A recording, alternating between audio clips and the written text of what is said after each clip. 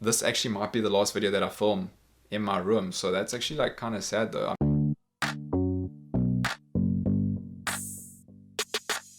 Hey, what's up, au pairs? Welcome back to the channel, and in today's video we're going to be speaking about what to pack for your au pair year. So this video is about how to pack for your au pair year, but if you aren't going specifically to be an au pair, I'm sure there's still some information that will be relevant to you and your travels abroad. First and foremost, let me just say that not everything is necessary. You should definitely pack lightly, because in this case in particular, less is more. Because you're going to be spending a whole year, maybe even 2 years here, and you're going to obviously accumulate a lot of clothes and things, and you're going to need space in your bag to take it back at the end of your year or 2 years.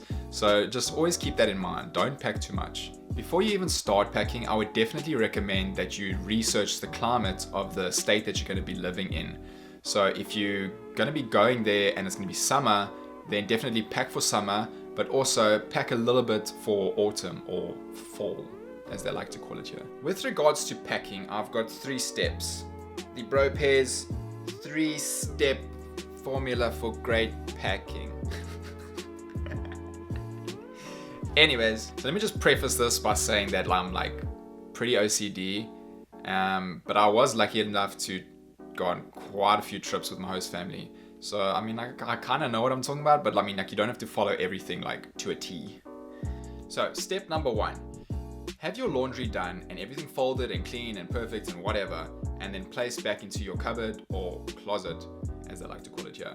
Because then everything is in one space and you don't have to go running around the house looking for things.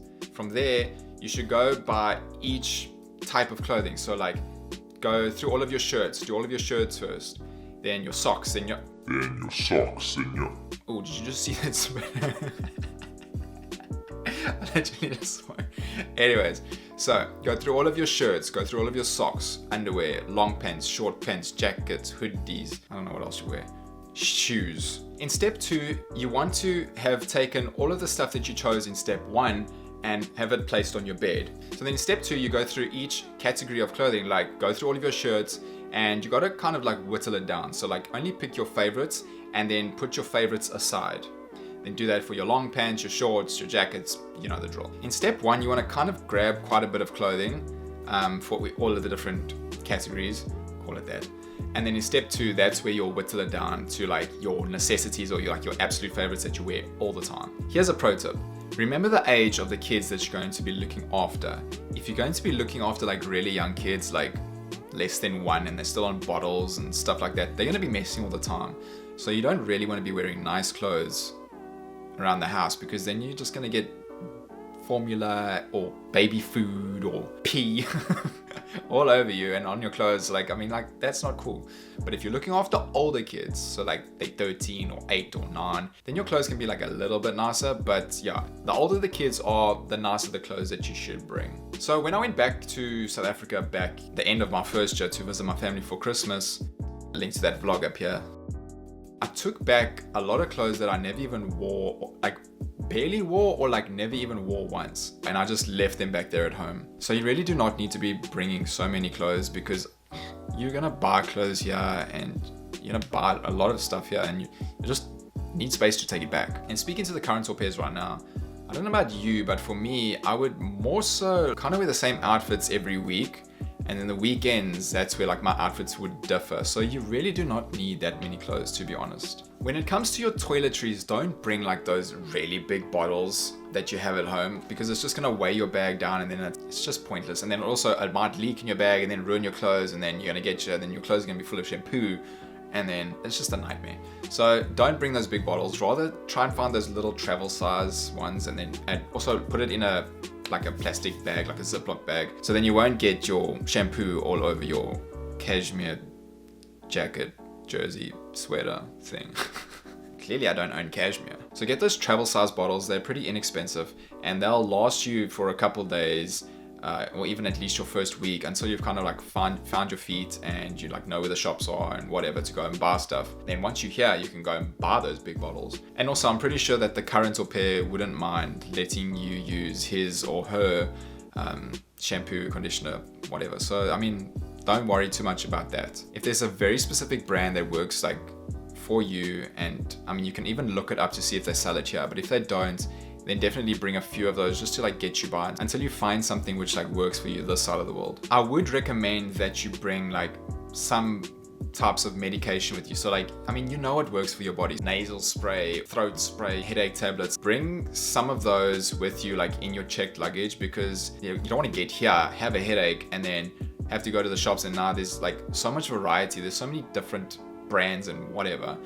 And you don't want to be sitting there in the shop with your headache and it's like, I can't think, I need a headache, but I can't see, there's so many different tablets and I don't know what to pick. So like, definitely pack what you know works for your body. I mean, don't bring the whole shop with you, but just pack some of something just to get you by until you really find out what works for you this side of the world. So finally, step 3, you're gonna want to pack everything into your bag. So you're gonna want to roll your clothes rather than fold them, because I don't know why, it's like science or something, but like you'll just fit more in your bag that way by rolling rather than folding. So you're gonna want to pack a few like photos or like keepsakes that you have like in your big bag, your checked luggage. Just make sure that everything's like not gonna get bent or anything like that.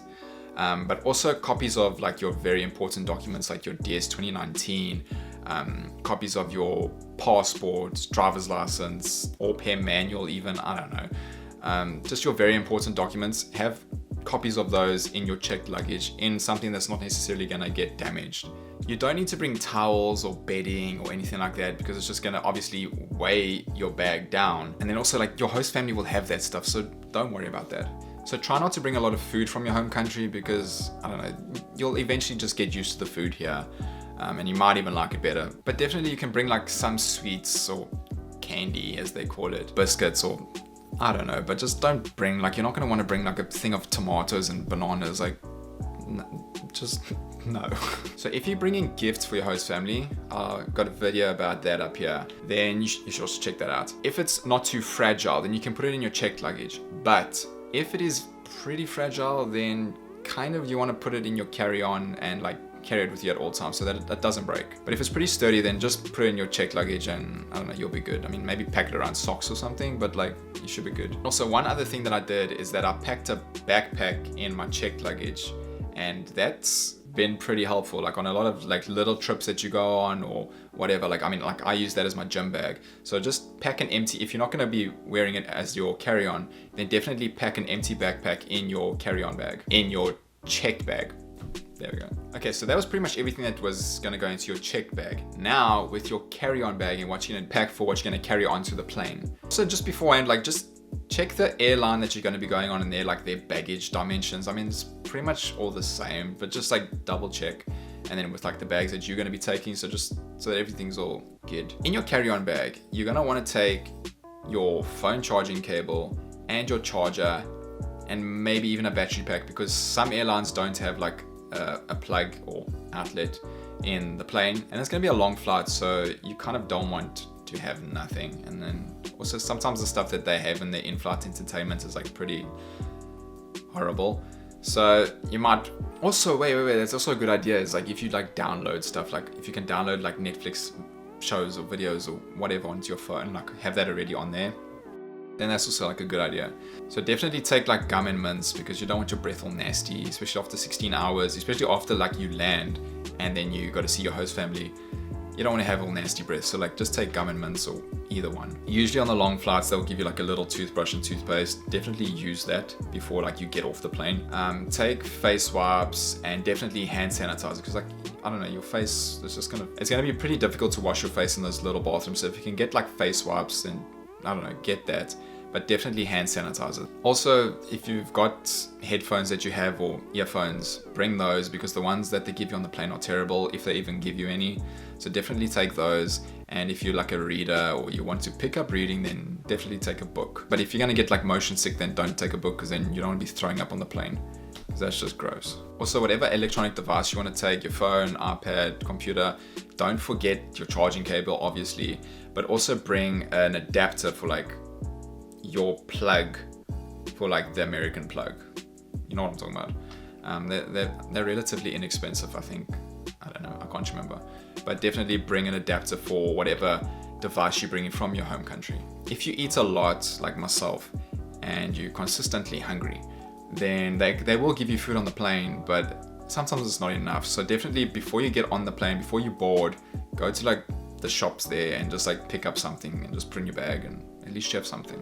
And also buy a water bottle, because you don't want to have like the cup of water that they give you, because then I don't know, if there's turbulence, then like the water goes everywhere, and like if you want to keep your water but you can't because like the table's down, but you want to sleep and then you can't sleep because then you don't bump your water, then like it's just not going to work out. So just get a bottle of water, and then it's a lot better.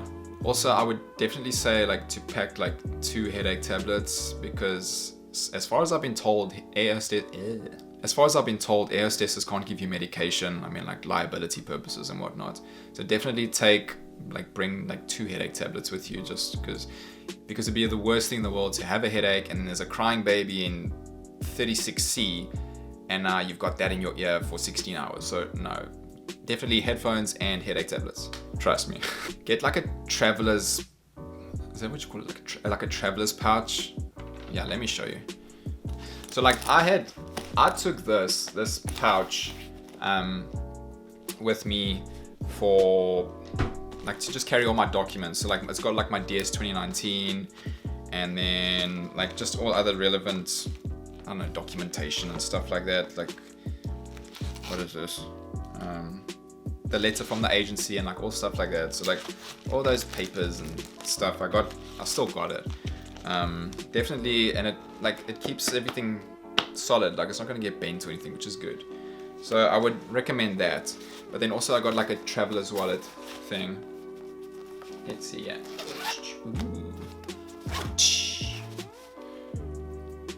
And then so I mean like it's nice. I mean there's like bank card or whatever you want to keep here, and then I don't know, there's my necklace and stuff, and then like here's my passport, and then my ID's here somewhere, then my international driver's is here, there, and then just other stuff. So like here's photos, and it's upside down, of family members, and there was like a letter that my mom wrote me. Wait, I'll show you. There's like a little letter in here with the card, and so like I kept that. And then also a pen, like you just always need a pen. One last important thing that you should keep in with like all those important documents in your carry-on is have all of the important contacts, like your host family name, number, your agency information, all of that, have it written down, because just in case your phone dies and you need to like call them, you can't be looking through your phone if your phone's dead. So just have it like written down just in case. If you're bringing some liquids with you, they have to be less than like 100 milliliters. So don't forget about that. And then they also have to be in like a plastic clear bag, Ziploc bag thing. So you don't want them to mess. It's just also like the security, they want it that way. So in your carry-on, this is a pro tip. Like this is an actual pro tip. Definitely pack like one other outfit with you, just in case that once you get to like America or wherever you're going, then you have at least another set of clothes with you that you can change out of, because I don't know, 16 hours, like your clothes are gonna get nasty and smelly and just gross. So definitely have another outfit with you. Also because there's a very slight chance your baggage might get lost or delayed or whatever, so at least you have some form of clothing to change into. And I mean, it happened to me once before when we went to Denmark, link to Denmark vlog up here. But it was the worst thing, because I mean, for the first like 2 days, I just had the clothes that I was traveling in, and I had no space to put anything in my bags because I had all the boys' stuff and like iPads and chargers and candy and water, and it was just a nightmare. Also, when I came, I brought $350 with me in cash, because it's gonna be like at least a week until you get paid, and so you want to have at least some money on you in case you need to buy something or whatever. So it's rather safe than sorry. But yeah, I think the agency recommends that your minimum that you should bring is like $250 like cash, but definitely bring some money with you. And also don't use your bank cards from like your home country, because international fees are a real thing and you don't need to be doing that. So no, get like a lock for your bag, like a TSA lock, and also like luggage straps, so just in case like you pack your bag like too much in your bags, that the zippers don't like break open and then like your clothes go everywhere on the plane or on the tarmac, and then that's the real problem. So definitely get those, or like just tie anything around your bag so that if the zipper breaks, like it doesn't just flap open and all your clothes go everywhere. And last and final pro tip is do not pack the day before you go. That's what I did, and it was just stressful.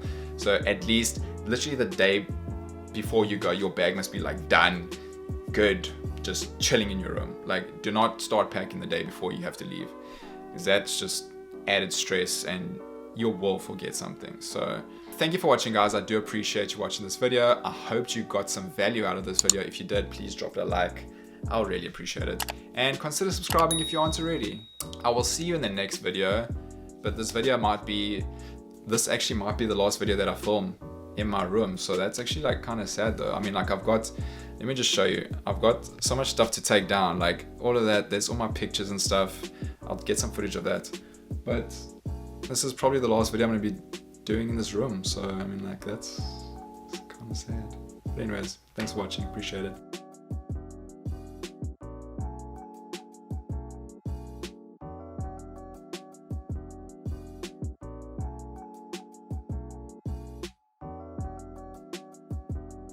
So if you want to see how much stuff I'm bringing back, here is all my shirts, and then some other shirts, and then just jackets galore, goes all the way back there.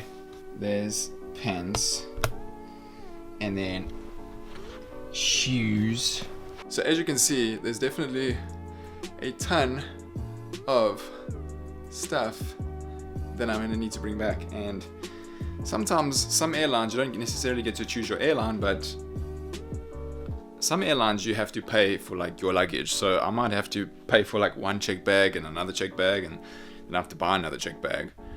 But yeah, that's kind of my dilemma at the moment. But thank you for watching, and I appreciate it. See you in the next video.